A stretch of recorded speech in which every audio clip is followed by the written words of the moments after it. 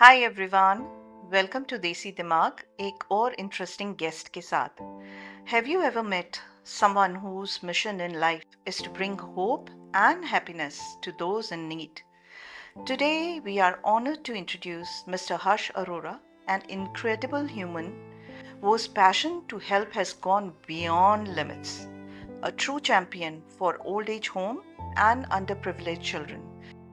मैं मेरे शादी होके 50 साल हुए मुझे। तो ऐसे मतलब हम सही थे घर में। मेरी 2 बेटियां हैं, एक पंजाब में रहती, एक उत्तम नगर रहती। तो ऐसा अनबने हो गई थी मैं हमारे दोनों में। तो उन्होंने मेरे को छोड़ के चले गए। तो फिर मैं अपनी बेटी के घर रहती थी। फिर उनके ससुराल में आपस में कोई बात होती है तो मुझे समझ आ जाती है कि मेरे वजह से कुछ हो रहा है। तो मैंने अपनी बेटी को ही बोला कि मुझे आश्रम छोड़। तो फिर मैं उन्होंने मेरे को पहले मेरे पति यहाँ थे, मेरे पति यहाँ थे, फिर वो यहाँ से चले गए। फिर हमने ढूंढ के फिर मैं मेरी बेटी छोड़ दी करके। मुझे बहुत अच्छा लग रहा, घर से ज़्यादा मुझे बहुत अच्छा लगा। ऐसे लग रहा मैं अपनी माँ के घर आई। जैसे मुझे किसी चीज़ की कमी नहीं यहाँ पे। कोई कमी नहीं समझी। मैं तो बहुत अच्छा मुझे लगता है। तो कोई चीज की कमी नहीं। मैं जो भी मैं मांगती हूँ मुझे मैम पूरा कर देते हैं। मेरी बेटी आती है, मुझे मिलने आती है। मेरी बेटी महीने में एक बार आती है मेरे को मिलने के लिए। मुझे बहुत खुश होती हूँ मैं, अपनी बेटी मिलने आती है। वो हर बार आती है, हाँ, हर महीने एक बार आती है। मैं उनसे पूछ के एक बार आती है, मेरे से पूछती है मैं अपनी माँ को मिलने जाती हूँ। अच्छा कोई बात नहीं, जाओ। आती है, 1 घंटा बैठती है। आपने बेटी का घर परिवार बसा दिया, आपने आशीर्वाद दिया, वो भी आपको मिलने आती है, आपको अच्छा मिल गया। और मैं बहुत सुखी बनी हूँ। मुझे कोई किसी बात को मुझे यहाँ दुख नहीं है, अच्छे से रहे। बहुत खुशी हुई सुन के, बहुत रहने वाली सोनीपत मेरा शहर सुना होगा आपने? जी जी जी जी वहाँ की मैं रहने वाली खरोलो है मेरी ससुराल है। मेरे 4 मकान थे, मेरे बच्चों ने बेच दिए, बेच के वो कनाडा चले गए, मेरे को छोड़ी। मैंने बहुत कही नहीं मानी बच्चे, उसके बावजूद किराए के मकान में 4 साल रहे। ऐसे मिलने आते हैं किराए मकानदार। तो उसके बाद में 4 साल का जब समय खाली होने का आया तो मैं सोच रही थी मैं किराया बढ़ा दूं, कुछ मैं खाली नहीं करूँ। आप खुश हो? आप खुश हो? देखो समय तो जैसे करवाएगा हमने वैसे ही करना। आपके बच्चे नहीं, मेरे बच्चे बाहर से कौन आएगा, बाकी और रिश्तेदार मेरे आते हैं। मेरी लड़की बीमार रहती है, वो बेड पे वो नहीं आ सकती। लड़की की लड़की आती मेरे से मिलने, मेरे भाई भाभी आते हैं, मेरे मकानदार आते हैं और रिश्तेदार सब आते हैं। यहाँ पे आपको अच्छा लगता है? और यहाँ पे अच्छा लगता है। हमारी सीमा मैडम है, वो हर से हम बोलते भी रहते, प्यार भी करते हैं, मैडम भी प्यार करते हैं, घर की तरह रहते मैडम के साथ, सर के साथ। सर हमारे अच्छे हैं, मैडम भी अच्छी है। हमको अच्छा लगता है, यहाँ कोई चीज की परेशानी नहीं है, सब मैडम देखती है। हम ठीक है, घर से परेशान हुए जब यहाँ आया।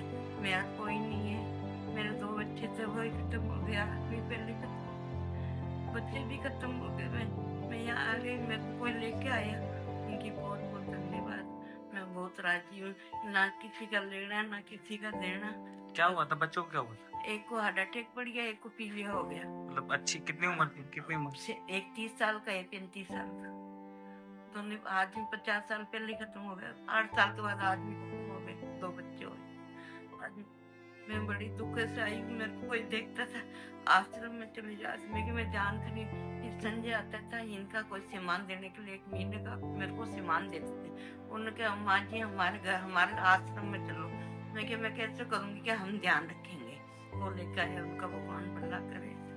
बस बहुत अच्छी तरह यहाँ पे अच्छा लगता है आपको? हाँ अच्छा लगता है, खाना पीना सब टाइम से मिल जाता है। कितना टाइम हो गया आपको? मेरे को आए 6 महीने हो गए। सब कुछ अच्छा लगता, सबसे पूछा कहते ठीक है, खाना पीना मिल जाता, अपना काम अपना आप कर लेते हैं, नहा लेते हैं, धो लेते हैं। साथ जरूरी है, सब साथ होते हैं, थोड़ा टाइम भी कटता हाँ है। टाइम भी कट जाता है, बस उसको कोई परेशानी नहीं है, बस सिर्फ दवाई इलाज हॉस्पिटल हाँ 8 दिन में हो, अभी 10 दिन हॉस्पिटल गए, 3 बोतल खून चढ़ा मेरा। अच्छा। इन्होंने इलाज कराई, क्या हो गया? दिखाती। वो ना सांस फूल गया, खून की कमी हो गई अच्छा उनकी। 10 दिन लेके आई मैं, मेरा खून चढ़ा था वहाँ, अच्छा। 10 दिन लेके आई इन्होंने करा। आप भी ठीक हो? हाँ अब ठीक है, अब ठीक। बस ये थोड़ी पैर में दर्द है, कि 10 दिन 2 दिन तो चढ़ गई है इसकी। अच्छा अच्छा अच्छा। मेरा नाम सुनीता सचदेवा है। मैं वैसे बहुत दुखी रहती थी घर में, किसी ने कोई देने वाला नहीं थी, कोई पूछ रहा नहीं थी। किसी को पता, मेरे पता लगा से उन्होंने जहाँ भेजा, भाई की लड़की को पता लगा, उन्होंने मैंने जहाँ भेजा, मैं जहाँ बहुत खुश हूँ। मन 7 साल हो गया, अपने परिवार में मन नहीं सुख मिला, ये अंदर वाले सुख था, हार्ट का ऑपरेशन तो करा और कुछ करना मेरी कोई जात है।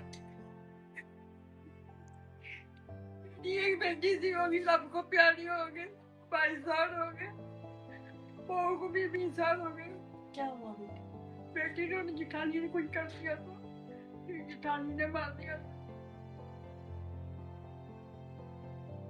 बहू भी थी सही, वो भी बढ़ गई। दोनों बच्चों को मैंने पाला, पोता पोती को। और दूसरी आई और पूछड़ी नहीं गई। बहू अभी यहाँ ठीक है सब? तबीयत ठीक है अब आपकी? हाँ।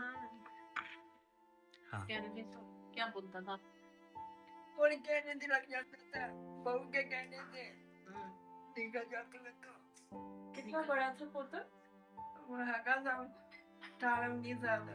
क्या कहता था, घर से निकलता? वो उनके लिए वो सिखाती थी, अपनी माँ के कहने पे आपको घर से निकालती थी? उसकी माँ के कहने से।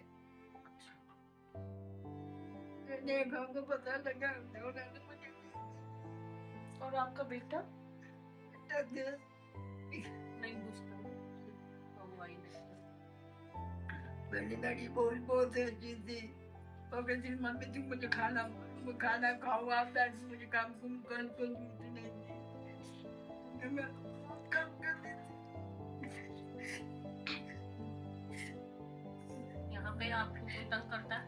कोई नहीं। यहाँ खुश हो? यहाँ अपना मानते हैं यहाँ सारे आपको? आप भी सेवा करते हो यहाँ पे? कैसे करके दिखाती थी, आप कुछ नहीं कर पाती। पहले करते थे, अब नहीं कर पाते? मैं कभी कुछ काम कर।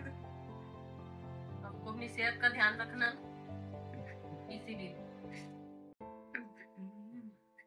23 जुलाई 2024 को आया था। फादर एक्सपायर होने के बाद मेरे को लेफ्ट साइड पैरालाइज हो गया। मैं अपनी वाइफ के साथ रहता था। 28 में 2024 को मेरी वाइफ की भी हार्ट अटैक से डेथ हो गई। अच्छा। मेरे कोई बच्चे नहीं, मैं रेंट पे रहता था। जब तक मेरी वाइफ थी तब तक तो वो जॉब करके रेंट दे के और हम लोगों का कर लेते थे गुजारा, लेकिन उनके जाने के बाद मुझे अपना घर छोड़ना पड़ा। किसी रिलेटिव ने साथ नहीं दिया।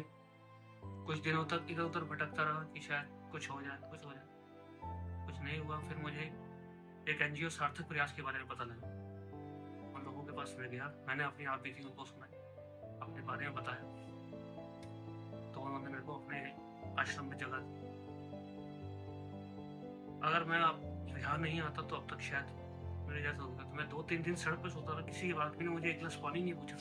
मैं इनके ऑफिस गया, मेरे हालात देख के सबसे पहले उन्होंने मेरे को खाना खिलाया। मैं 3 दिन से भूखा था। उसके बाद मैं यहाँ आया, मुझे इतना बड़ा परिवार मिला, यहाँ पे लोग इतना प्यार मिलता है, इतना अच्छा, बहुत बढ़िया। मैं आप लोगों से यही कहना चाहता हूँ कि आप अगर कोई भी आदमी मेरी जगह का जुड़ा था, प्लीज आप लोग इनसे कांटेक्ट कीजिए। और एक आखिरी बात मैं आपसे कहता हूँ कि जन्म मुझे शायद मेरे माँ बाप नहीं है, लेकिन जीवन मुझे सार्थक प्रयास करो ना, शायद मैं अब तक।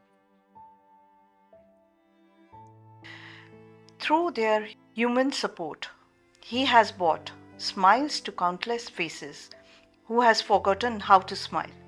आइए जाने उनकी इंस्पायरिंग ट्रू स्टोरी उनकी जुबानी। हर्षदी, सबसे पहला सवाल, आपकी जो जर्नी रही है to becoming a social worker, and what really inspired you to pursue this career, मतलब कैसे मतलब tell me the whole thing, I am really interested to know. Thank you very much, thank you for hosting me today. And ये journey बहुत interesting है because मुझे लगता है किसी भी एक सोशल वर्कर की जर्नी जो है वो पर्सनल एक्सपीरियंस से आती है. Exactly, true. And so when I was in school, I used to see my Masi and my Chachu Okay. struggling for blood donation because both sons had thalassemia. Oh my God. So and especially summers में एक बहुत acute shortage हो जाती थी blood की because बहुत सारे लोग donate नहीं कर पाते थे, डेंगू सीजन आ जाता है उस Right. टाइम पर, तो ब्लड की बहुत शॉर्टेज होती थी और इवन रेड क्रॉस भी उस टाइम पे कई बार नहीं प्रोवाइड करा पाता Okay. था. तो वो use to reach out to our family relatives और कई बार मैंने अपनी मदर को देखा कि वो जाके डोनेट करते थे. हाँ. तो वो एक सॉफ्ट कॉर्नर ब्लड के लिए शुरू से। हमेशा आया था कि मैं जब बड़ा होऊंगा, स्कूल पास करूंगा, मैं कुछ ब्लड के लिए करूंगा. Since very beginning, Yes, you have this in your yes. heart. Yeah. वो जैसे होता है ना कि आप बचपन में जो हाँ, माहौल देखते जो हैं घर में, देखते हो बिल्कुल. वही. हाँ. तो जैसे ही मैंने स्कूल पास आउट किया तो सबसे पहली चीज मैंने रोहिणी में, दिल्ली में एक एरिया है, Okay. वहाँ मैंने रेड क्रॉस के साथ मिलकर एक blood donation red camp cross. लगाया. ओके. एंड आई थिंक मैंने अपनी जो 6-7 इयर्स की पूरी पॉकेट मनी थी वो उसको प्रमोट करने में लगाई थी. वाओ. तो मैंने लाइक 25-30 बैनर्स लगवाए. रोहिणी का जितना मेरे पास डेटा अवेलेबल था वहाँ मैंने सोसाइटीज़ में इनविटेशन कार्ड भेजे. But I was very disheartening to see I just got 18 donations that day.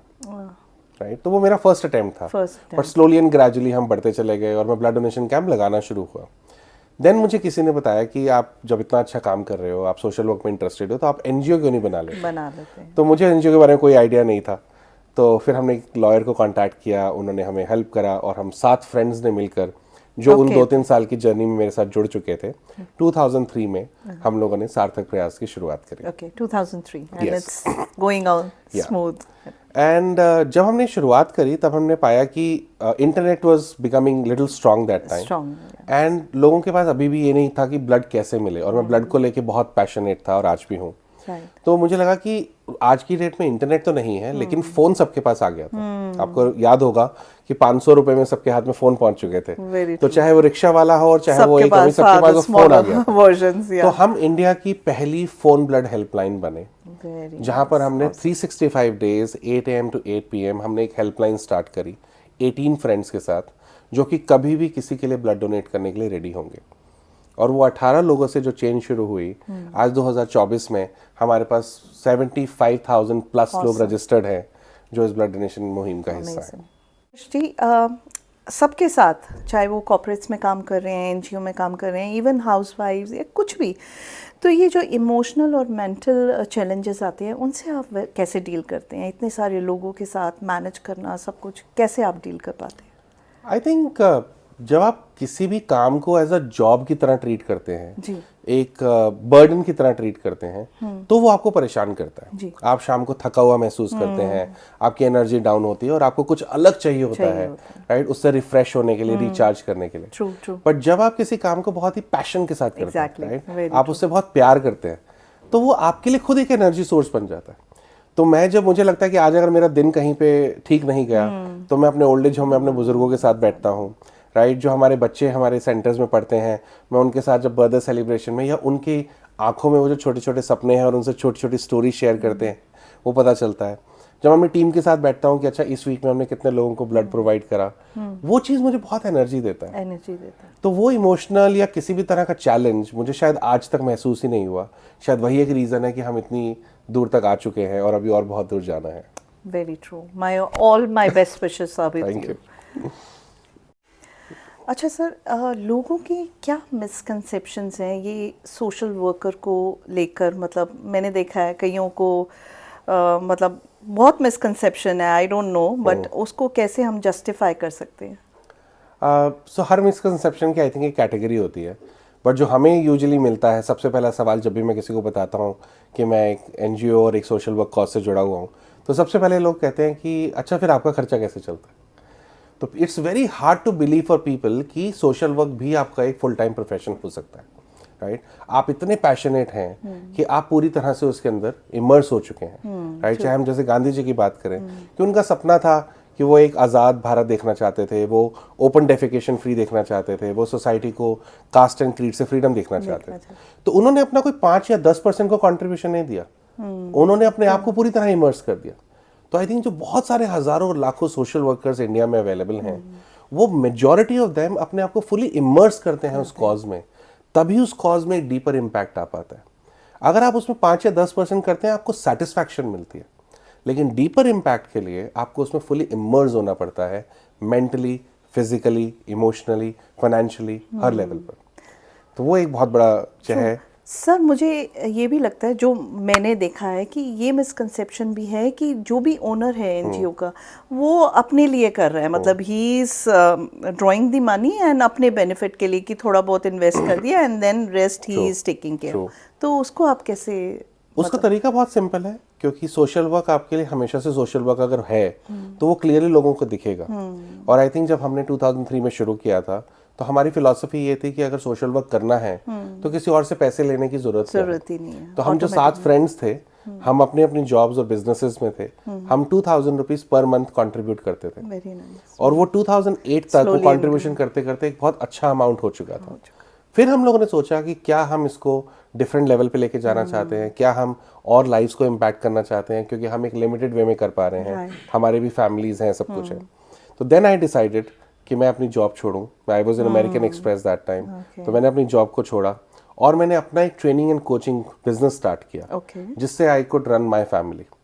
तो आज भी 21 साल के बाद भी none of the board members of Sarthak Prayas take any salary from the cause, क्योंकि हमारे लिए शुरू से यही था कि इसे प्योर सोशल वर्क की तरह रन करना है।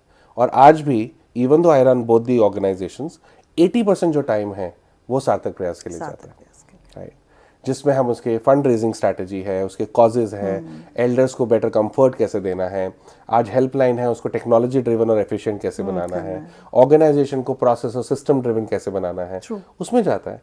एंड ओनली 20% मैं फोकस कर पाता हूँ अपने ट्रेनिंग कोचिंग के बिजनेस को, right, but I think that's enough. जब आपकी जरूरतें बहुत कम होती हैं, 80% 20% goes very well। और आपकी अगर जब जरूरतें बहुत लिमिटेड हैं, तो आई थिंक आपको बहुत चीजों की जरूरत नहीं होती। True, very true. अच्छा सर, आप एक जैसे होप बनी रहे, एक पॉजिटिविटी रहे when you are facing the challenges, वो आप कैसे बरकरार रखते हैं? आई थिंक किसी भी आप काम को करें तो चैलेंजेस हमेशा आते हैं जी। जैसे हम ओल्ड एज होम रन करते हैं, उसमें सबसे बड़ा चैलेंज है मैन पावर का, राइट, कि एक एफिशिएंट मैन पावर मिले, जो अगर एल्डर बेड रिडन हो गया तो उसको कौन संभालेगा, उसकी बेड वेटिंग को कौन देखेगा, हॉस्पिटल में कैसे देखेंगे, तो ये एक बहुत बड़ा चैलेंज है। और कभी कभी हम एक्चुअली ओवरवेल्म हो जाते हैं, बट आई थिंक एक सुपर बिलीफ होता है आपका कि universe is there to take care of you. And मैंने अपनी पूरी जिंदगी की जर्नी में सिर्फ 3 चीजें सीखी हैं। एक, आपकी अगर इंटेंशन प्योर है, राइट, कि आप जो करना चाह रहे हो वो किस नियत से कर रहे हो। सेकंड, आप गिवर हो या रिसीवर हो, राइट। अगर आपकी जो इस टाइम पे काम जो कर रहे हो उससे आप अपने लिए कुछ ले रहे हो या आप गिविंग कर रहे हो, राइट। एंड थर्ड, इससे ग्रेटर इम्पैक्ट क्या हो रहा है, शायद आप और लोगों को भी इंस्पायर कर पा रहे हो और लोगों को इस जर्नी में जोड़ पा रहे हो। तो आपकी ये तीनों चीजें अगर बिल्कुल ठीक हैं तो universe will somewhere find the way, try to help you. और कुछ भी सर प्योर हार्ट से अगर किया जाए ना, तो वो automatically you get that energy, you get those vibes where you can accommodate each and everything। मतलब कोई स्ट्रेस नहीं रहता और ऑटोमेटिकली आपको हेल्प मिलनी शुरू हो जाती है कहीं से भी। और मैंने 2008 में जॉब छोड़ी थी, 2009 से हमने फुल टाइम शुरू किया सार्थक प्रयास को। और 2014 में जब मैंने ओल्ड एज होम के बारे में सोचना शुरू करा, तो मुझे डर लगता था कि हम घर में यूजुअली एक बुजुर्ग को भी संभालना हो तो बड़ा मुश्किल होता है। और आप 10, 15, 20 बुजुर्गों के बारे में सोच रहे हैं, तो कैसे करोगे? It's a capital intensive program. And Preeti, you won't believe कि आज ऑलमोस्ट 10 साल होने वाले हैं, मुझे आज तक नहीं पता कि उसका खर्चा कहाँ से पूरा होता है। See, you're doing with so true intention, so everything is coming your way. Universe is there to support you. Yeah. Sir, आपकी जो एनजीओ है उसका कोर मिशन क्या है और उसका इम्पैक्ट क्या है? I mean, how do you take this? Thank you very much. So as I said कि सार्थक प्रयास की जो शुरुआत हुई थी वो ब्लड डोनेशन से हुई थी, और आज भी हमारा वो कोर एरिया है। हमारा मिशन बहुत सिंपल है कि no patient should die because of shortage of blood, right. धीरे धीरे हमने और कॉजेज में एक्सपैंड करना शुरू करा, बट हमने जिस भी कॉज को टच करा वो वही था जो हमारे दिल के बहुत करीब था, जिसके साथ मेरी कुछ पर्सनल स्टोरी अटैच थी। आई थिंक तभी वो आप उसमें पूरी तरह इन्वेस्टेड हो पाते हैं। ट्रू। देन हमारे जो ब्लड डोनेशन के कॉज है उसका नाम है मिशन सेव लाइफ। देन जो हमारा दूसरा कॉज है वो है बिल्ड अ फाउंडेशन, जिसके अंदर हम गवर्नमेंट स्कूल के जो बच्चे हैं जो 2nd से 5th क्लास तक पढ़ते हैं उनको हम स्कूल के बाद एक रेमिडियल एजुकेशन देते हैं विच इज फॉर 90 मिनट्स, जहाँ पर वो बच्चे एक प्री डेजिग्नेटेड एरिया में आते हैं। 90 मिनट्स तक हम उनको एजुकेशन देते हैं, डेली फूड दिया जाता है, उनका मंथली बर्थडे सेलिब्रेशन होता है, उनको स्टेशनरी दी जाती है, उनको आउटिंग और पिकनिक्स पे लेके जाया जाता है, उनकी सोशल एक्सपोजर होता है, उनको स्पोकन इंग्लिश दिया जाता है ताकि एक पूरा 360 डिग्री एक अप्रोच हो। तो ये एक हमारा one of the second mission है। ये कहाँ से आया? क्योंकि मेरी स्कूलिंग जो है वो गवर्नमेंट स्कूल से हुई एंड मुझे लगा अगर मैं गवर्नमेंट स्कूल से निकल कर आज इस मुकाम पे पहुंच सकता हूँ और इन बच्चों को अगर चांस मिले तो वो भी कहीं पहुंच सकते हैं। अगर उनको आप अर्ली एज से उनकी नीड को मजबूत कर दें, उनको अवेयरनेस देना शुरू करें, बिकॉज किसी भी एक सक्सेसफुल और नॉन सक्सेसफुल में सिर्फ एक ही डिफरेंस है और वो है अवेयरनेस। तो द मोमेंट आप उनको अवेयर कर दें कि आप एक्चुअली में क्या क्या कर सकते हैं, राइट, तो आप उनकी पूरी डायरेक्शन को चेंज कर सकते हैं, राइट। और आपने जब इस इम्पैक्ट की बात करी, हमारे यहाँ एक बच्ची है जो कि दिल्ली क्रिकेट टीम में सिलेक्ट हो चुकी है अंडर 19 में। तो that is one of our biggest success. Third जो है बचपन से, so I lost my father when I was 2.5 years old. I never saw him. I got all my values, right, and whatever I am today, it is because of my grandfather, right.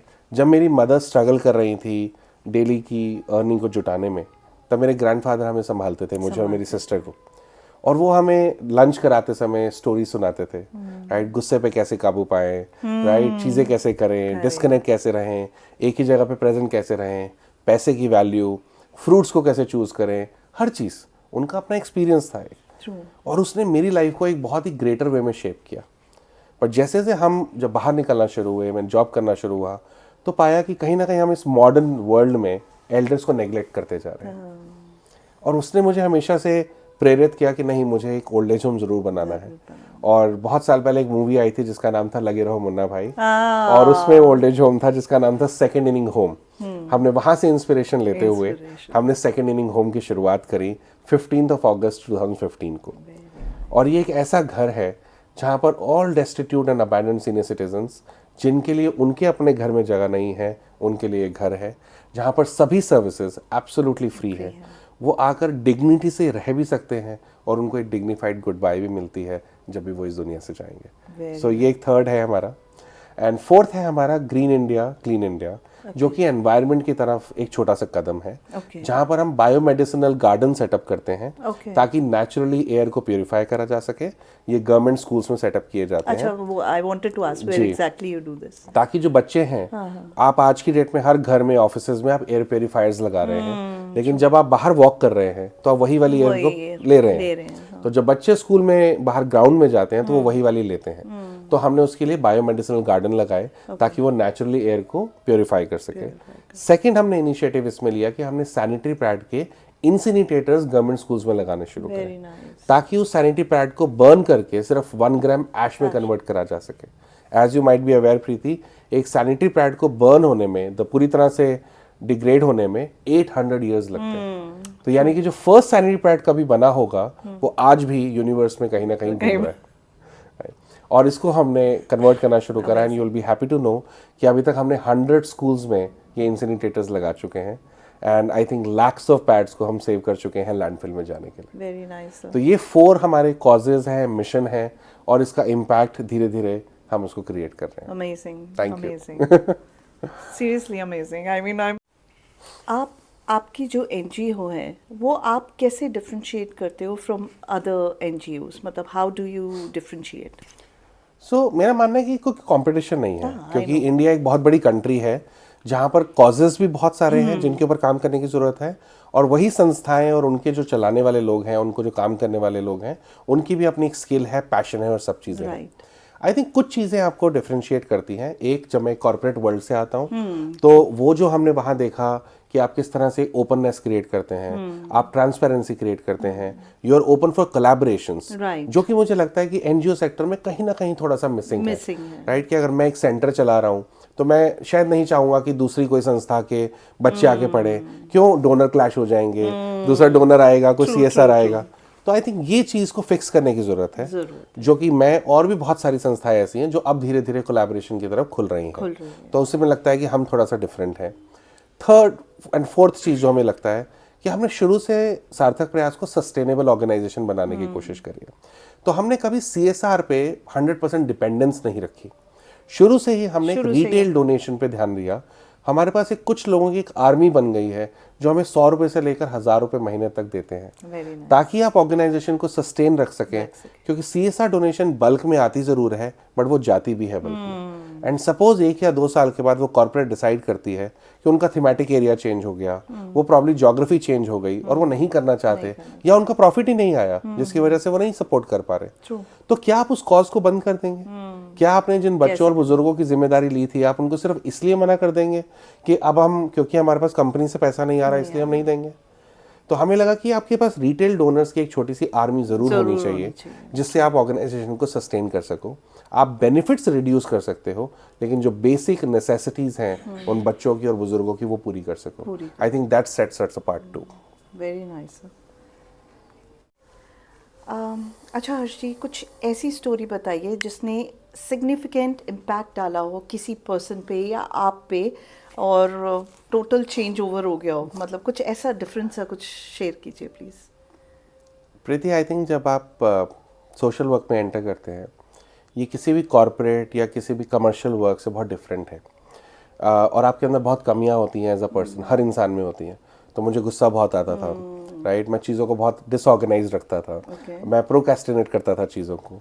लेकिन जब मैं इन बुजुर्गों के साथ या बच्चों के साथ बैठता हूँ, तो जो एनर्जी मुझे मिलती है, पेशेंस जो मुझे रखना पड़ता है इन लोगों के साथ डील करने के लिए, उसने मुझे एक बेहतर इंसान बनाया है। तो सबसे पहला तो इम्पैक्ट मुझ पर आया है कि मुझे लगता है मैं एक बेहतर इंसान बना हूँ ये काम करते हुए।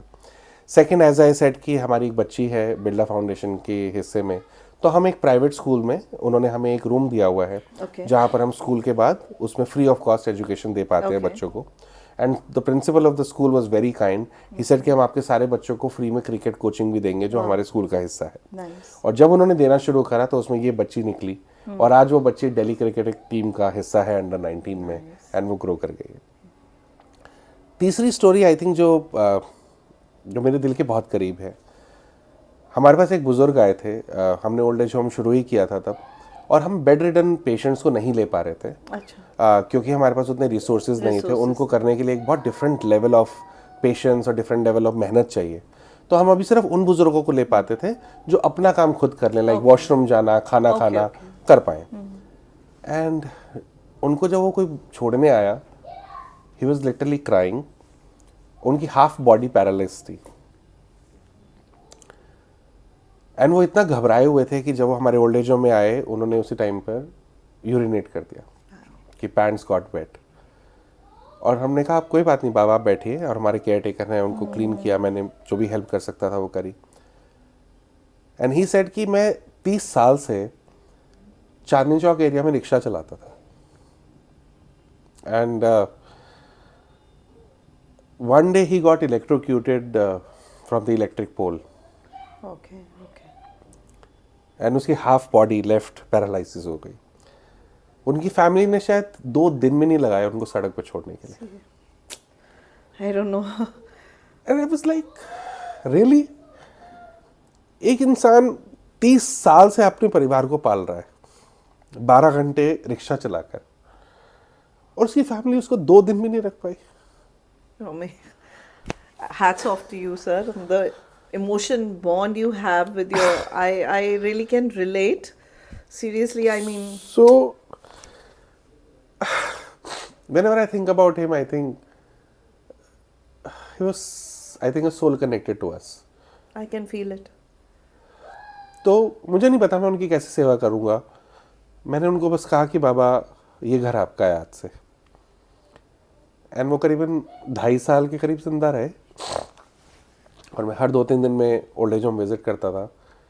एंड कोई भी एक ऐसा दिन था जब वो रोते नहीं थे, और उनका एक ही सवाल होता था, मैं किसके लिए इतनी मेहनत कर रहा था।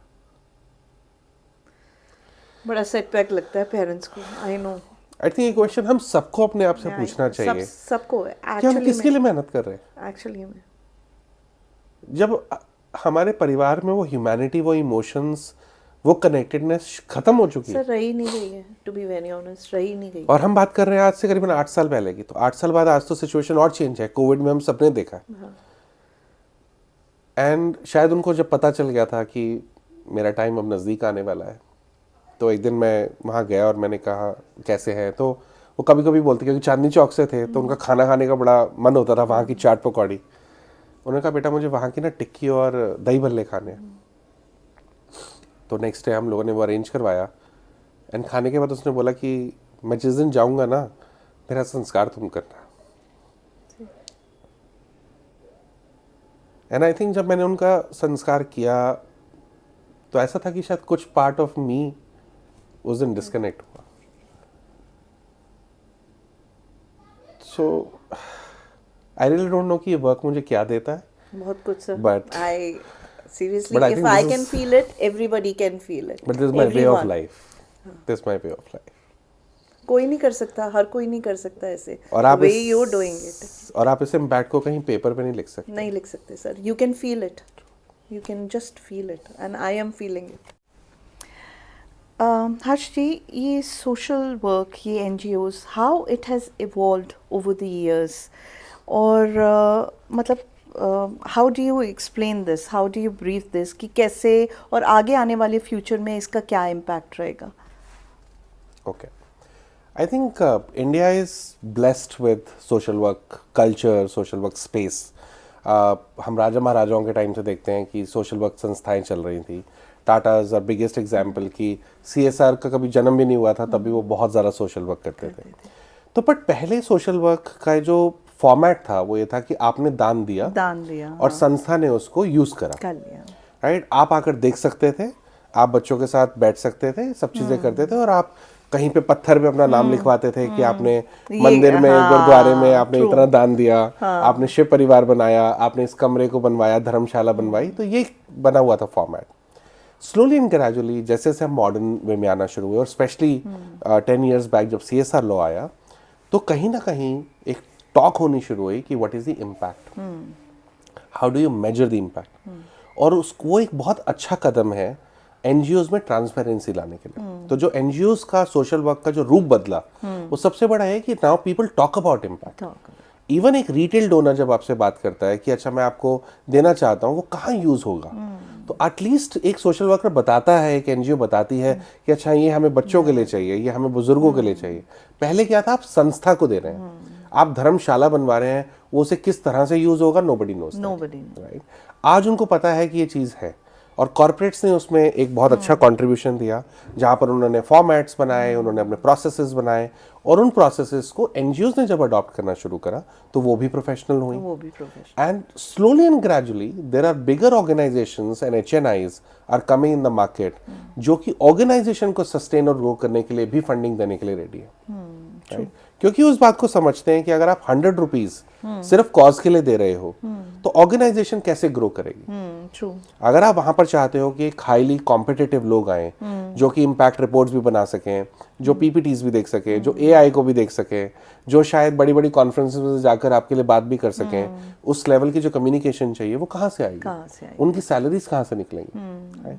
तो ये कुछ और संस्थाएं हैं जो उसको फोकस कर रही हैं, कुछ कंपनीज हैं जो सिर्फ कॉज के लिए पैसा दे रही हैं, कुछ इंडिविजुअल्स हैं जो वॉलंटियरिंग की तरफ जा रहे हैं, कुछ ऑर्गेनाइजेशन हैं जो वॉलंटियरिंग को प्रमोट कर रही हैं, राइट। जैसे बहुत बड़ी बड़ी ऑर्गेनाइजेशन आज की डेट में हो चुकी हैं। तो एनजीओज का रूप इस तरह से बदल चुका है। फॉर्मेट, फाउंडेशन वही है, सेवा, राइट, बट उसका मॉडर्न वे में इम्पैक्ट, वॉलंटियरिंग, प्रपोजल्स, राइट। आप बता रहे हैं कि उसका एनालिसिस कैसे करेंगे, there are impact assessment agencies has come, and उसने सिर्फ एक ही काम किया है, एनजीओज को प्रोफेशनल होने के लिए फोर्स किया है, and that is very good for future, because अब आप जिस फ्यूचर की तरफ जा रहे हैं, जहां पर everything is technology driven, right, जहां पर हर चीज एक क्लिक के पे अवेलेबल है, तो आपके जो फंड रेजिंग के तरीके हैं वो बदल गए हैं, वो आसान हो गए हैं। आप दुनिया में किसी के पास भी मिनटों में पहुंच सकते हैं, और आप अपनी अपील को क्रिएट कर सकते हैं। क्राउड फंडिंग प्लेटफॉर्म्स आ गए हैं कि आज आपको कोई भी कॉज हो, आपको किसी बीमार पर्सन के लिए अगर फंड चाहिए, आप उस पर डालिए और विद इन 15-20 डेज 10 रुपये से लेकर 10 लाख रुपए तक लोग कंट्रीब्यूट करने के लिए रेडी हैं। तो सोशल वर्क का स्पेस इस वे में पिछले 20-25 सालों में अगर आप देखें तो बदला है। आगे अगले 10 साल में मैं देखता हूं कि technology will also rule NGO sector, जो अभी तक धीरे धीरे अडॉप्ट कर रहे हैं, बट अगले 10 years में we will have to adopt it and we have to be ready for it.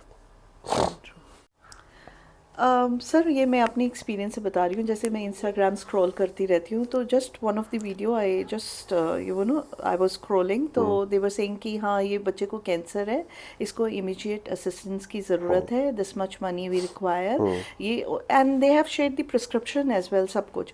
तो मुझे जेन्युइन लगा, मैंने उन लोगों से बात भी की, तो उनके कंटिन्यूएशन में मुझे कॉल्स आने लग गए, तो I got stuck in between, I don't know what happened, तो बीच में मैं बात नहीं कर पाई, बट आफ्टर लाइक 15-20 डेज मैंने वही सेम वीडियो और उसी लेवल पे देखा कि वो बच्चा अभी भी 2 दिन है उसके पास जो पहले 15-20 दिन पहले बोल रहे थे।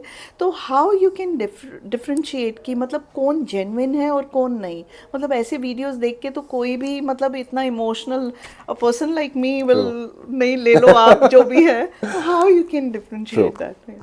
तो प्रीति आपने ना यहाँ पर आपके क्वेश्चन में 2 चीज़ें हैं, वन कि आप कैसे डिफरेंशिएट करें कि कौन जेन्युइन है या नहीं है, दूसरा कि जो 15-20 दिन के बाद आया वो उस बच्चे की क्यों वीडियो 2 बार आया, Exactly. तो इसके 2 आंसर हैं। नंबर 1 कि कई बारी डिसीज ऐसा होता है जिसमें एक बहुत लार्ज अमाउंट ऑफ फंड की जरूरत होती है, तो वो डिफरेंट लोगों को रीच आउट करते हैं, हॉस्पिटल भी अपने लेवल पे सपोर्ट करते हैं, एंड बहुत सारी एजेंसीज हैं जो इसमें सपोर्ट करती हैं।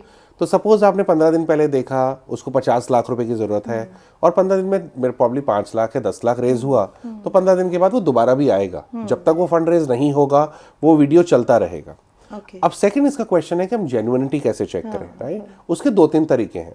There are credible crowd funding websites in India, for example give है, केटो है, मिलाप है, इम्पैक्ट गुरु है, तो ये 3-4 बहुत अच्छी वेबसाइट्स हैं जो बहुत सालों से चल रही हैं। उन्होंने अपने बहुत ही स्ट्रॉन्ग प्रोसेसेस बनाए हुए हैं और वो पूरी वेरिफिकेशन करके अपने प्लेटफॉर्म पे इन केसेस को डालते हैं, राइट? उसके ऊपर आपके हॉस्पिटल्स का रिकॉर्ड होता है, उसमें पेशेंट का रजिस्ट्रेशन नंबर होता है, हॉस्पिटल लेटर हेड पर लिख कर देता है कि इस बच्चे को ये डिसीज है, और कई मेजॉरिटी केसेस में जो आपका मनी है वो crowd funding platform direct hospital के अकाउंट में दे रहा है, ना कि बच्चे की फैमिली में, राइट? तो ये कुछ तरीके हैं जिससे आप चेक कर सकते हैं, वन कि क्या वो जो पैसा है वो डायरेक्ट हॉस्पिटल के अकाउंट में जा रहा है या किसी इंडिविजुअल के अकाउंट में जा रहा है, राइट? क्योंकि जब वो इंडिविजुअल के अकाउंट में जाता है तो यू आर नॉट श्योर कि वो सही जगह पे होगा, पर अगर वो हॉस्पिटल पे जा रहा है तो डेफिनेटली हॉस्पिटल उसको ट्रीटमेंट के लिए यूज कर रहा है। नहीं, वो तो सर सिंपल अकाउंट नंबर दिया हुआ था। हाँ, तो वो किसका अकाउंट नंबर है? हाँ, मतलब आई थिंक पूरी डिटेल्स पेरेंट्स होती का ही था शायद। हाँ। सेकंड, आप उस हॉस्पिटल में जो रजिस्ट्रेशन नंबर है, अगर आप थोड़ा सा एफर्ट करें तो आप डायरेक्टली उस हॉस्पिटल से वेरीफाई कर सकते हैं। अगर वो आपकी सिटी में है, it will be very easy for you, probably half an hour 1 hour spend करिए और वहाँ जाइए और पूछिए कि अच्छा ये हमें पता चला है क्या ये पेशेंट आपके यहाँ पर है, चाहे आप हो सकता है मिल ना पाए because of confidentiality issues, but at least hospital का जो भी पीआरओ होगा, डीन होगा, वो आपको एटलीस्ट वेरीफाई कर पाएंगे कि ये जेन्युइन पेशेंट है और ये इकोनॉमिकली चैलेंज्ड फैमिली से हैं, इसीलिए हमने ये लेटर इशू करा है, उन्होंने इतना पैसा अभी तक दे दिया है और इतना पैसा अभी ज़रूरत है। तो आई थिंक जब भी आप किसी भी कॉज में करना चाहें, राइट? और मुझे ये लगता था जब मैंने शुरुआत करी कि पैसा इकट्ठा करना सबसे मुश्किल काम है।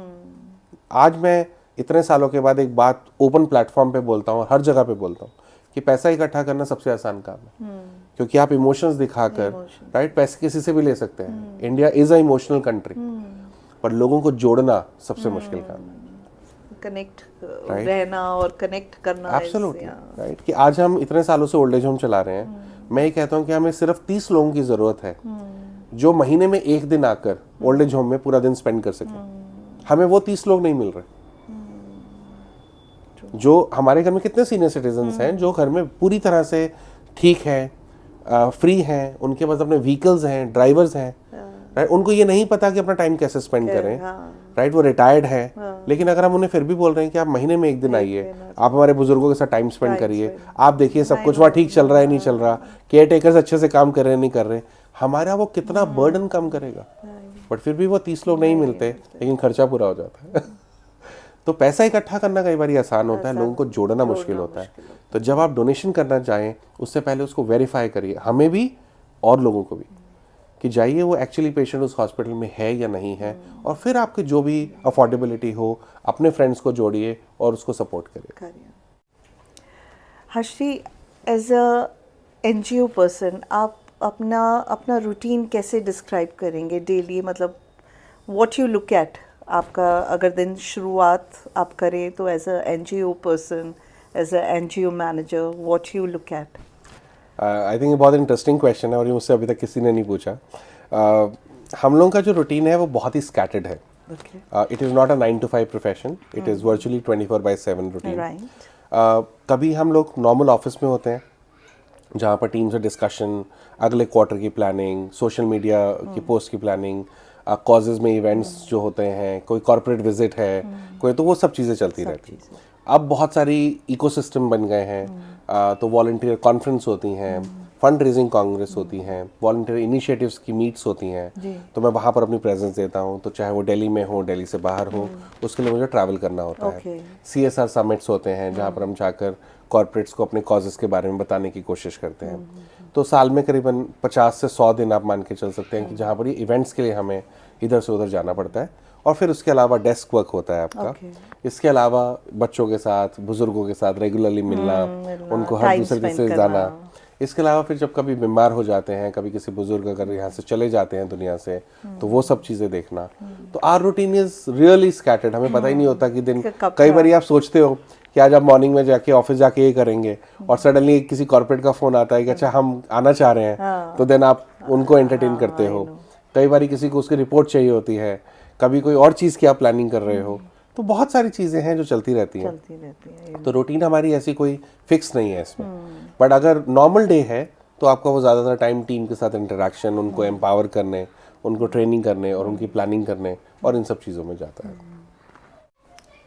जैसे सर फंड्स वगैरह होते हैं, उसको रेस करने में, उसको हैंडल करने में अगर कुछ इश्यूज आते हैं तो how you deal with that? So जैसे मैंने आपको पहले बताया कि हम लोगों ने शुरू से ही रिटेल फंड रेजिंग को बहुत इंपॉर्टेंस दी, ताकि हम सार्थक प्रयास को सस्टेनेबल बना सकें। कि कई बार CSR डोनेशन ड्राई भी हो जाए तो हमारे कॉजेस चलते रहें, उसका इम्पैक्ट कभी रुके नहीं। सेकेंड, मुझे लगता है कि सोशल वर्क कोई कंपटीशन नहीं है जहाँ पर हमें एक कॉर्पोरेट की तरह उसको यूनिकॉर्न बनाना है या फिर नंबर ऑफ बेनिफिशियरीज बढ़ाने हैं। तो आप month on month, quarter on quarter, year on year एक प्लानिंग करते हैं जहाँ पर आपको लगता है अच्छा इतने फंड्स आपके पास पिछले साल आए थे, तो प्रॉब्ली शायद 10% की ग्रोथ, 15% ग्रोथ तो हो ही जाएगी कि लोग रेफर करेंगे, कुछ नए डोनर्स को जोड़ेंगे, वो होगा ही होगा। उसी के अकॉर्डिंगली आप अपने कॉज को प्लान करते हैं। अगर कोई और कॉर्पोरेट या कोई डोनर आपके साथ जुड़ने की कोशिश करता है तो अकॉर्डिंगली आप उसको बढ़ाते हो। But otherwise it is not a competition कि आपको पहले लोग जोड़ने हैं या बेनिफिशरीज के पास जाना है या कम्युनिटी के पास जाना है और फिर आप सोचेंगे कि उनके लिए फंड्स कहाँ से लाएं। राइट? जितने आपके पास लोग हैं, अगर आप उनके लिए डीपर इम्पैक्ट के बारे में सोच सकें विदाउट थिंकिंग कि आगे क्या होगा, आई थिंक वो एक ज़्यादा ग्रेटर सेटिस्फैक्शन है। वैसे तो सर आप इतना बड़ा काम कर रहे हैं, but still I wanted to ask this कि आपके पास फेलियर से या सेटबैक से आपने मतलब क्या रियलाइज़ किया या क्या सीखा है मुझसे? तो जब हमने आई थिंक फुल टाइम शुरू करा इसको करने के लिए, तो हमें एक कॉर्पोरेट ने हमें उस टाइम पर हम 2 सेंटर्स चलाते थे, अपने एजुकेशन सेंटर जी। तो हमने वो जब दिखाए उनको तो उन्होंने कहा कि हम आपको 5 सेंटर्स के लिए डोनेशन देंगे। Okay. We were very happy and we got that donation, but because वो हमारी फर्स्ट CSR डोनेशन थी, we forgot to ask anything कि क्या होगा, कल को क्या करेंगे, 1 साल के बाद क्या होगा, नोबडी आस्क्ड। 1 साल के बाद उस कॉर्पोरेट का मर्जर हो गया एक बड़ी ऑर्गेनाइजेशन के साथ। अच्छा। And funding stopped. तो सडनली आप जो 80 बच्चों को पहले पढ़ा रहे थे, अब वो सडनली आप 200 बच्चों पे आ चुके थे और आपको ये नहीं पता था कि आप उनके खर्चे कैसे पूरे करेंगे। तो उस टाइम पे क्योंकि हमें भी 2-3 साल ही हुए थे, तो इतने फंड्स नहीं थे कि आप रिटेल डोनेशन के थ्रू भी आप उनको कर सको जी। तो फिर जब हम एज अ टीम बैठे तो हमने सबसे पहले ये सोचा कि हम बच्चों को जो बता रहे हैं या पढ़ा रहे हैं उसका मकसद क्या है। उसका एक ही कोर मिशन है कि बच्चों को at par with the current learning standard लाना और उनको फ्यूचर के लिए प्रिपेयर करना। चाहे वो फूड है, चाहे वो स्टेशनरी है, चाहे वो उनका बर्थडे सेलिब्रेशन है, उनको पिकनिक पे लेके जाना है, ये एक एडिशनल इंसेंटिव है जो बच्चे को हमारे सेंटर पे आने के लिए मोटिवेट भी करता है, सोशल एक्सपोजर में भी हेल्प करता है। तो मैंने कहा क्योंकि हमारे पास आज पैसा नहीं है तो उनकी एजुकेशन कंटिन्यू करते हैं, सेंटर्स बंद नहीं करते, बट जो बाकी एडिशनल बेनिफिट्स हैं उनको रिड्यूस कर देते हैं, राइट। तो हमने मंथली बर्थडे की जगह क्वार्टरली बर्थडे कर दिया, हमने हर 3 महीने में पिकनिक की जगह साल में एक बारी पिकनिक करी, हमने उस टाइम पर 5 रुपए का पार्ले जी देते थे बच्चों को डेली, हमने वो 2 रुपए का पार्ले जी जो 4 बिस्किट का आता था वो देना शुरू कर दिया। तो हमने बेनिफिट रिड्यूस करके हमने बच्चों की एजुकेशन को सस्टेन करा, एंड स्लोली एंड ग्रेजुअली हमने अपने जो रिटेल डोनेशन है उसके एफर्ट्स को स्टेप अप किया, कॉर्पोरेट्स के पास रीच आउट किया, and slowly and gradually we learn. उससे हमारी सबसे बड़ी सीख ये थी कि जब भी हम किसी कॉर्पोरेट के पास जाते हैं हम उनको बताते हैं कि आपका क्लॉज क्या है, क्या हम पैरेलली रिटेल फंडिंग इसके लिए जोड़ सकते हैं, क्या आप हमारे साथ शॉर्ट टर्म जुड़ रहे हैं या आप लॉन्ग टर्म जुड़ना चाह रहे हैं, क्या आपके लिए जस्ट 1 ईयर थीमेटिक एरिया है या मल्टी ईयर थीमेटिक एरिया है। तो we learn those mistakes and now we are asking right questions before forging a partnership, right. क्योंकि because we are not a vendor for a organization और for a donor, we are an equal partner. If they have money, we have the motivation, we have the cause, right? And this is an equal partnership, and corporates are really happy and really transparent that somebody is actually talking to us. Somebody is just not folding hands and saying, "Oh, whatever money you will give us, and we'll take it." Now we are asking that how you want this partnership to run. This we have learned from that challenge, which is we the right way, I believe. Yeah. True. एक team बहुत ज़रूरी होती है किसी भी, I mean आप चाहे corporates ले लो, एनजीओस ले लो, तो आप उसको कैसे मेंटेन करते हैं और कैसे मोटिवेटेड रखते हैं? आई थिंक ये यूजुअली बहुत चैलेंजिंग होता है because corporates obviously have flush of funds, they do lot of employ welfare activities and employ wellbeing activities, वो बहुत different level of work life balance and obviously salaries देते हैं। एक NGO वो सब चीज़ें अफोर्ड नहीं कर सकता क्योंकि उनके पास हमेशा अपनी non program cost, admin cost को कम रखने का एक प्रेशर भी होता है और मैक्सिमम पैसे को हम एक्चुअली अपने कॉज के लिए लगाना चाहते हैं। तो वन, हम सैलरीज बहुत ज़्यादा नहीं देते, राइट, जो कॉर्पोरेट्स के वर्सेस में। सेकंड, ना ही हम उतना बड़ा इंफ्रास्ट्रक्चर देते हैं, हमारे ऑफिसेज बहुत फैंसी प्लेसेस में नहीं होते हैं, कई बार रेजिडेंशियल एरिया में होते हैं, कई बार बहुत ही छोटी जगहों पे होते हैं, और जहाँ से वो बच्चे और टीम्स हमारे साथ काम करते हैं। तो बहुत ज़रूरी है कि आप उनके साथ कितना कनेक्टेड रहते हैं, कितना ओपन रहते हैं, उनको कितनी जॉब सिक्योरिटी देते हैं और कितनी लर्निंग अपॉर्चुनिटी देते हैं। क्योंकि मैंने अपने 10 साल के कॉर्पोरेट वर्ल्ड में यही सीखा कि जिस भी मेरे लीडर ने मुझे लर्निंग अपॉर्चुनिटी दी, मेरी उसके लिए रिस्पेक्ट भी बहुत ज़्यादा थी, मैं उस ऑर्गेनाइजेशन में ज़्यादा अच्छे से भी रहा और मैंने उस ऑर्गेनाइजेशन के बारे में हमेशा अच्छा बोला भी सही, because you always move out for different opportunities. तो मैंने कहा चाहे मेरे पास कोई पर्सन 6 महीने के लिए रुके और चाहे 6 साल के लिए, लेकिन अगर वो यहाँ से भी जाए तो वो सार्थक प्रयास के लिए एक बहुत हाई रिगार्ड से बात करें। तो बहुत इंपॉर्टेंट है कि आप उस टीम के साथ कैसे कनेक्टेड रहते हैं, कितना ओपन कम्युनिकेशन करते हैं। तो यानी कि कोई चैलेंजेस आ रहे हैं तो वो भी आप अपनी टीम के साथ बांट रहे हैं, कोई सक्सेस आ रही है तो आप उसको सेलिब्रेट भी कर रहे हैं, राइट। आप शायद हर महीने टीम लंच नहीं करते, बट आप बहुत क्वार्टरली कहीं ना कहीं उनको बाहर ले जाते हैं, छोटा मोटा लंच कराते हैं, मोटिवेट करते हैं। प्लस बिकॉज मेरा जो प्रोफेशन है वो लीडर और कोच का है, तो वो जो कोचिंग, ट्रेनिंग, उनके रिश्तों में कोई दिक्कत है, उनकी फैमिली में कोई चैलेंजेस हैं, तो वो एज अ मेंटोर बैठकर उनको सुनना और उनको सोल्यूशन देना, वो एक चीज़ बहुत हेल्प करता है। लास्ट ईयर हमने एक छोटा सा और इनिशिएटिव शुरू करा जहाँ पर हमने कहा कि हम वंस इन अ मंथ अपने एम्प्लॉय के घर जाएंगे, एंटायर टीम, और हम उनके साथ बैठेंगे ताकि उनको पता चले, उनकी फैमिली को पता चले कि एक्चुअली उनका बच्चा कहाँ काम करता है, किस तरह के लोगों के साथ अपनी जिंदगी के 8 साढ़े 8 घंटे बिताता है, किस एनवायरनमेंट में काम करता है, right. And we are also planning this year कि हम लोग एक फैमिली डे रखेंगे जहाँ पर हम टीम को, फैमिलीज को ऑफिस में बुलाया जाएगा और उनको बताया जाएगा कि ये एक छोटा सा आशियाना है, ये एक छोटी सी जगह है जहाँ पर हमने बनाई है और यहाँ से हम चीज़ों को करने की कोशिश करते हैं। तो आई थिंक ये छोटे छोटे इनिशिएटिव्स हैं, जेस्चर्स होते हैं, you know, makes somebody's day. True. या तो हर्ष जी, मुझे ये जानना है और हमारी ऑडियंस भी जानना चाहेगी कि जैसे हम आजकल सोशल मीडिया या टीवी प्लेटफॉर्म के थ्रू भी जानते हैं कि इंडिया में एनजीओज बहुत हैं, ओल्ड एज होम भी बहुत हैं, उसके बावजूद हमें रोड पे लोग क्यों दिखाई देते हैं, जैसे एज्ड पीपल हैं, हमें अक्सर दिख रहे हैं। बिल्कुल, ऐसा क्यों होता है? प्रदीप जी, मेरे लिए भी बहुत बड़ा चैलेंजिंग क्वेश्चन था जब मैंने ओल्ड एज होम शुरू करा 2015 में। और मुझे लगा था कि मैं आज शुरू कर रहा हूँ, 2-3 महीने में तो ये पूरा भर जाएगा और मुझे और जगह की ज़रूरत होगी। And I was very surprise कि जब 3 महीने तक ओल्ड एज होम खाली रहा, हमारी गाड़ी, हम लोग सड़कों पे निकलते थे और हम बुज़ुर्गों से पूछते थे कि आपको हमने घर बनाया है, आपको कुछ नहीं करना, आपको सिर्फ अच्छे से रहना है वहाँ पर। और उनका पहला सवाल ये होता था कि शराब मिलेगी, नशा मिलेगा, और हम कहते नहीं ये सब नहीं मिलेगा, और वो हमें भगा देते थे। तो सच्चाई ये है, आयरनी ये है कि जो इंसान 3 से 4 दिन 5 दिन सड़क पे रह गया, उसको उस फ्रीडम की आदत हो जाती है, एक्चुअली। चाहे वो बच्चा हो और चाहे वो बुजुर्ग हो। उसको अब कोई नहीं बोल रहा ब्रश करना है, कोई नहीं बोल रहा नहाना है, कोई नहीं बोल रहा कपड़े ये पहनने हैं, कोई नहीं बोल रहा खाना रोटी दाल ही खानी है। अगर उसका मोमो खाने का मन है तो वो मोमो के स्टॉल के पास खड़ा होगा, 15 मिनट में कोई ना कोई मोमो की प्लेट उसको पकड़ा देगा। यस, उसको छोले भटूरे खाने हैं तो वो उसको मिल जाएंगे, यही। और किसी ने उसको पैसे दे दिए जिससे वो रात को एक शराब की बोतल लेकर पीकर सड़क पे ही सो जाएगा। फिर उसको ना तो सर्दी लग रही है, ना उसको बरसात का पता चल रहा है, ना कुछ। तो ये एक बहुत बड़ी दुखद सच्चाई है जिसकी वजह से बहुत सारे जो लोग सड़कों पे हैं वो किसी शेल्टर होम में नहीं आना चाहते। तो इस सिचुएशन का एनजीओ ज़्यादा कुछ कर नहीं सकते क्योंकि वी कैन जस्ट वेलकम। बिल्कुल। गवर्नमेंट की तरफ से क्या इसका कुछ होता है, कुछ ऐसा रूल रेगुलेशन है कि इनके लिए कुछ कर रही है गवर्नमेंट, कि कोई ऐसा लॉ एंड ऑर्डर कि इनको कम किया जाए, इनको शेल्टर में ज़बरदस्ती डाला जाए?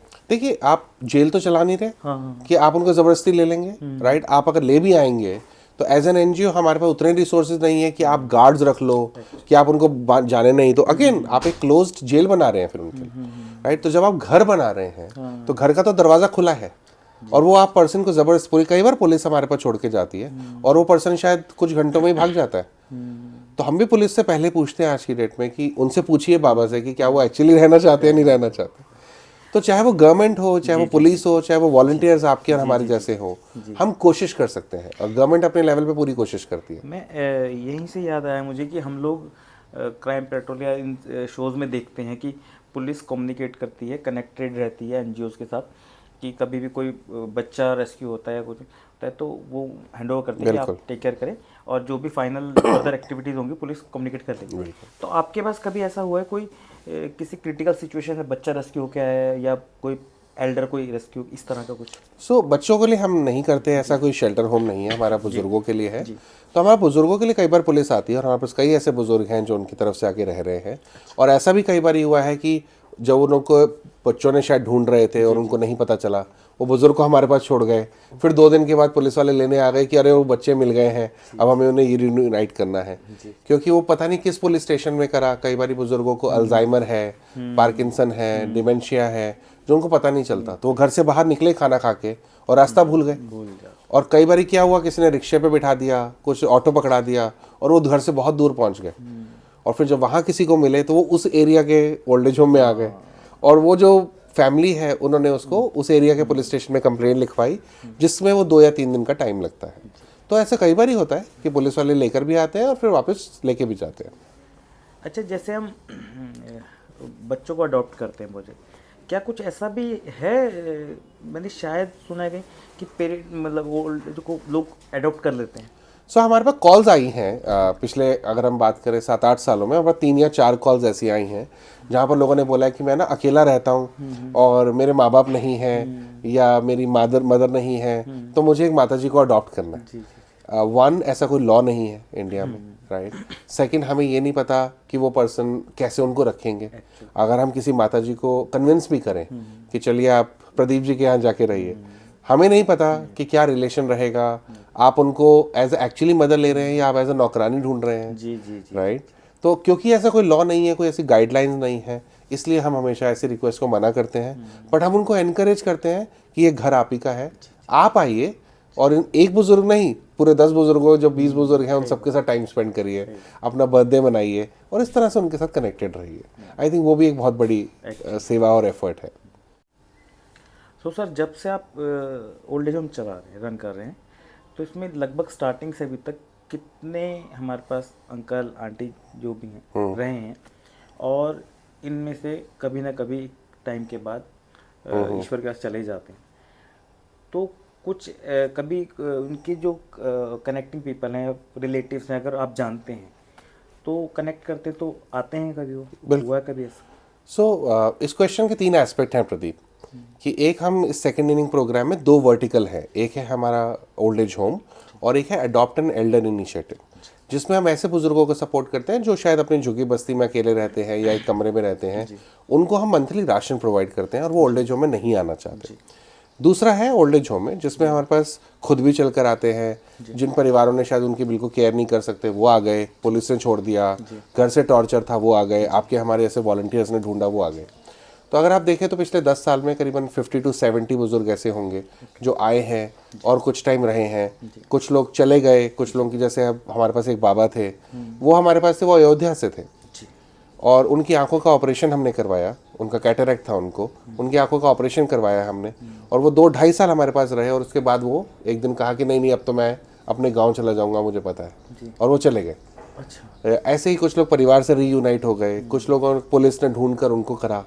5 से 6-7 ऐसे लोग हैं जिनका स्वर्गवास भी हुआ, क्योंकि हमारा एक ही फोकस रहता है कि हम खाना बहुत अच्छा देते हैं, राइट, हम उनके न्यूट्रिशन, उनकी वेलबींग का ध्यान रखते हैं, क्योंकि एक बीमार बुजुर्ग की सेवा करना और मुश्किल है रादर देन खाने की कॉस्ट के ऊपर बचाना। तो अगर आप खाना अच्छा दे रहे हैं, आप उनकी वेलबींग के ऊपर ध्यान दे रहे हैं, उनकी काउंसलिंग कर रहे हैं, उनके साथ बातें कर रहे हैं, तो वो मेंटली और फिजिकली ठीक रहते हैं, जिसकी वजह से हमारी जो डेथ रेट है वो बहुत कम है। तो जिनका भी स्वर्गवास हो गया, उनकी फैमिलीज वगैरह से कम्युनिकेट है, ऐसा कोई होगा, किया है आपने? सो जिनके कोई परिवार है ही नहीं और उनका परिवार, क्योंकि हमारे पास जितने भी बुजुर्ग आते हैं वो मेजॉरिटी ऑफ टाइम्स वही होते हैं जिनके परिवार नहीं है या परिवार ने उनको डिसोन कर दिया है। जैसे अभी करीबन 1.5 साल पहले हमारे पास एक बाबा रहते थे, वो करीबन 2.5-3 साल से हमारे पास रह रहे थे और हमें कुछ महीनों के बाद जब उनको कुरेदते रहे, बातें कर रहे थे, काउंसलिंग कर रहे थे, तो पता चला कि उनकी बेटी है गाजियाबाद में और हमने उनसे कांटेक्ट करने की कोशिश करी, बट उसने कहा नहीं, मैं अपने फादर को रख नहीं सकती, मैं मैरिड हूँ, मेरा उनसे कोई मतलब नहीं है, ना ही उसने कभी कोई सपोर्ट दिया। फिर भी जब उनकी डेथ हुई हमारे यहाँ पर, हमने आउट ऑफ कर्टसी उनको कॉल किया और सुबह करीबन 6:30-7 की बात है ये, और उनका जवाब आया, संस्कार अच्छे से कर देना। सो ये वो परिवार हैं जो आई थिंक इमोशनली अपने पेरेंट्स के साथ कंप्लीटली शायद डिस्कनेक्ट हो चुके हैं, राइट, जो कहीं भी शायद देखना ही नहीं है, उनके पास इतना भी फुर्सत नहीं है कि वो, आप डेली रूटीन छोड़ दीजिए, त्योहारों पे, अपने जन्मदिन पे, अपने पेरेंट्स के जन्मदिन पे ही शायद आकर उनसे मिल सके, राइट। हमारे एक माता जी हैं जो करीबन पिछले 7-8 साल से रह रही हैं और हमें कई साल बाद पता चला कि उनका परिवार कहीं पे किसी स्लम एरिया में रहता है दिल्ली के। अभी उनको रिसेंटली हार्ट अटैक आया, तो हमने उनका सफदरजंग हॉस्पिटल से पूरा एंजियोग्राफी, एंजियोप्लास्टी सब करवाया उनका, और वो जब 3-4 दिन के लिए एडमिट थी तो उन्होंने किसी तरह अपने परिवार को कांटेक्ट कर दिया कि, तो उनके बेटा बहू आ गए मिलने के लिए, और उस टाइम पर क्योंकि माताजी हॉस्पिटल में थी तो हमारे पास ऐसा कोई पर्सन नहीं मिल रहा था जो रात को हमें रुक सके, क्योंकि बाकी सभी बुजुर्ग हैं और केयर टेकर को कहीं ना कहीं काम करना है। हमने उनकी बहू को रिक्वेस्ट करा कि आप आज की रात ना, जब आप आई गए हो तो अपनी सास के साथ रुक जाइए। आप बिलीव नहीं करेंगे Pradeep ji, with in 30 seconds वो हॉस्पिटल से बाहर जा चुके थे। तो ये ऐसे परिवारों का होना या ना होना वो एक बराबर है। और ये वो माता जी हैं जो हर भैया दूज और राखी पे हमें बोलती थी कि मुझे अपने भाई को राखी बांधने जाना है, राइट, और हम उनको बोलते थे कि क्या आपका भाई, आप इस बुजुर्गियत में आप ऑटो करके, बसों के धक्के खा के आप वहां जाओगे, क्या वो आपसे राखी बंधवाने यहाँ नहीं आ सकता? तो अब उनको समझ आता है जब ये हॉस्पिटल में उनके साथ जो हुआ कि मैंने इतने प्यार से अपने परिवार को बुलाया और मेरी बहू मेरे साथ एक रात भी नहीं गुजार सकी। अब उनको एहसास होता है कि आप सही बोलते थे कि मेरा परिवार ये है जो मैं ये 20-22 बुजुर्गों के साथ रह रही हूँ, आप हो। और हम जब भी जाते हैं आई थिंक उनका सिर्फ एक ही चीज़ होती है कि मेरे सिर पे हाथ रखना और बोलना कि ये मेरा बेटा है। तो ये है हार्ड सच्चाई है। हाँ, इन इवेंट्स को सुन के लगता है कि भगवान ने आपको इसलिए भेजा है कि जहाँ जहाँ गैप्स हैं आप मैक्स टू मैक्स आप फुलफिल कर पाओ। इट क्लियर, मतलब इसको कैलकुलेट नहीं कर सकते, काउंट नहीं कर सकते। मेरा एक ही मानना है प्रदीप जी कि ऊपर वाले ने ना सबके लिए ड्यूटियाँ बांधी हुई हैं और आई थिंक ये ड्यूटी मुझे मिली हुई है, तो और मैं उसे पूरी शिद्दत से निभाने की कोशिश करता हूँ। Literally we are feel very blessed to have Harsh ji on our platform. And जब हम बातें सुन रहे हैं we also feel inside us कि हमारे भी गुजरूंगा था कि ऐसा कैसे हो सकता है, ऐसा कैसे कोई सोच सकता है। सो हर्ष जी, जैसे हम इतने सालों से लगातार करते जा रहे हैं एफर्ट्स इस फील्ड में, तो इंडियन गवर्नमेंट की तरफ से कुछ आपको सपोर्ट या रिकॉग्निशन या क्या बोलते हैं हम, सराहना कुछ मिला है आपको? मैं बहुत फॉर्चुनेट हूँ कि मुझे सिर्फ इंडिया से ही प्यार नहीं मिला, बल्कि इंटरनेशनली भी मिला है मुझे प्यार। 2023 में एक बहुत ही प्रेस्टिजियस कॉन्फ्रेंस जो कि हर 4 से 5 साल के बाद होती है, जो कि रॉयल फैमिली ऑफ यूके, जो क्वीन एलिजाबेथ की सेकंड डॉटर हैं प्रिंसेस एन, वो होस्ट करती हैं कॉमनवेल्थ स्टडी कॉन्फ्रेंस। और उसमें कॉमनवेल्थ नेशन के लीडर्स को बुलाया जाता है डिफरेंट एरियाज़ में जो अपना एक इफ़ेक्टिव काम कर रहे हैं। And I was very fortunate कि 2023 में ये कॉन्फ्रेंस कनाडा में हुई थी, और इंडिया से वन ऑफ द लीडर में 39 लीडर्स टोटल इंडिया में डिफरेंट सेक्टर्स से चूज़ करे गए थे, और उसमें मेरा भी नाम था। और मुझे वहाँ जाने का मौका मिला। ये पार्शली स्पॉन्सर्ड कॉन्फ्रेंस थी, जो वहाँ पहुँचकर सारे एक्सपेंसेस उन्हीं की तरफ से पेड थे। और 18 डेज़ में हमें जो एक्सपोजर मिला लीडरशिप का, सोशल वर्क का, वहाँ पर किस तरह से कॉजेज़ को सर्व करा जाता है, एज अ डेवलप्ड कंट्री उनके क्या चैलेंजेस हैं, हम उनसे क्या सीख सकते हैं और वो हमसे क्या सीख सकते हैं, राइट। वो एक बहुत बड़ा एक एक्सपोजर और एक रिकग्निशन था, and I think one of the most beautiful moment of my life this time. You deserve it actually. Thank you. Sir, सार्थक प्रयास से आम पब्लिक को कनेक्ट रखने के लिए, सभी अपनी लाइफ में बिजी रहते हैं, अपनी जॉब में, बिजनेस में, तो रेयरली तो आ जाते हैं, लेकिन वो ऑन ऑफ होता रहता है। तो आप उसको कनेक्ट रखने के लिए क्या एक्टिविटीज़ प्लान वगैरह करते हैं, किस तरह करते हैं? ग्रेट। सो प्रदीप, 3 चीज़ें हम कोशिश करते हैं जिससे हम कम्युनिटी को अपने कॉजेज़ के साथ जोड़ सकें।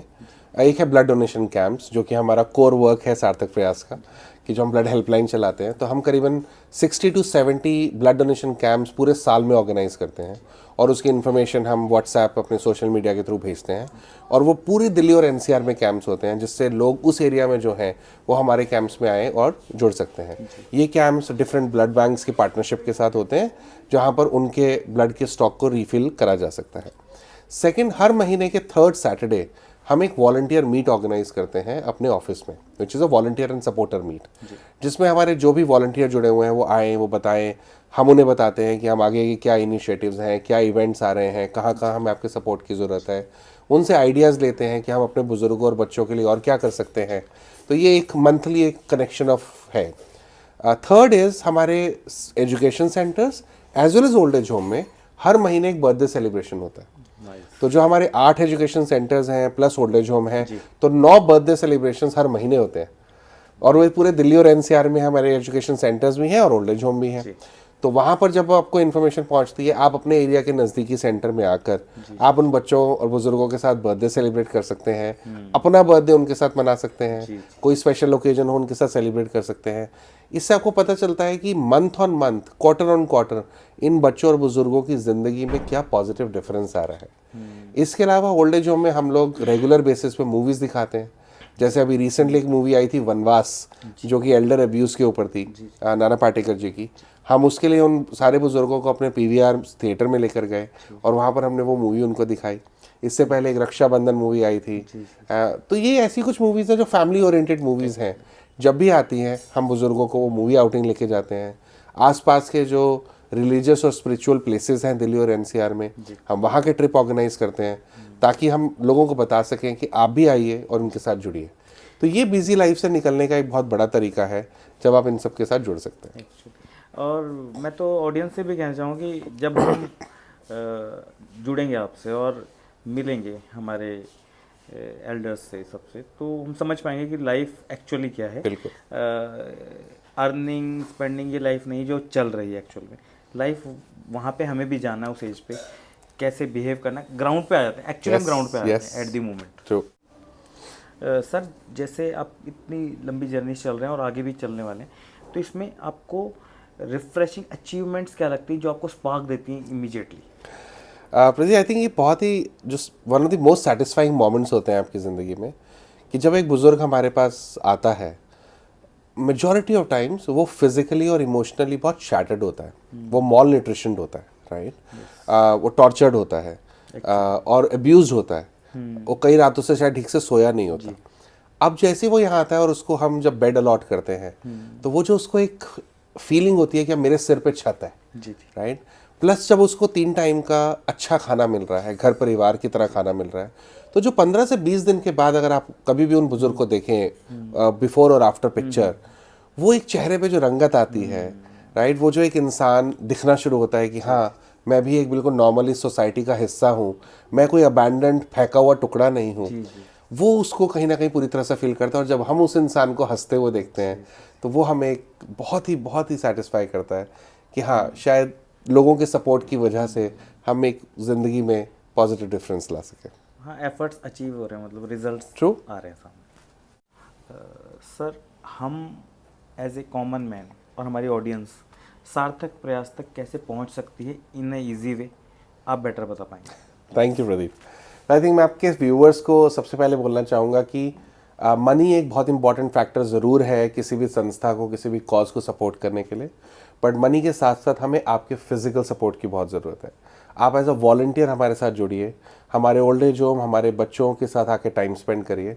और इसकी मोर इन्फॉर्मेशन के लिए आप हमारे नंबर्स पे कांटेक्ट कर सकते हैं, हमारी वेबसाइट पर जा सकते हैं और वहाँ पर एज अ वॉलंटियर रजिस्टर कर सकते हैं। हमारी टीम भी आपके साथ कोऑर्डिनेट करेगी। हमारे साथ और जुड़ने के लिए आप हमारे नंबर्स पे कांटेक्ट करिए 93-103-11354।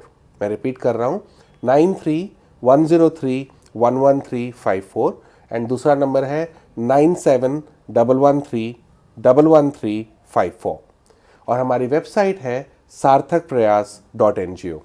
आप इन किसी भी मीडियम से हमारे साथ जुड़िए, हम व्हाट्सएप, कॉल एंड वेबसाइट के थ्रू आपके कॉन्टैक्ट के लिए इंतज़ार कर रहे हैं। और जब आप यहाँ आते हैं आप कोशिश करिए कि इन बुज़ुर्गों और बच्चों के साथ आप कितना टाइम स्पेंड कर सकते हैं और उनकी लाइफ में किस पॉजिटिविटी को फील कर सकते हैं।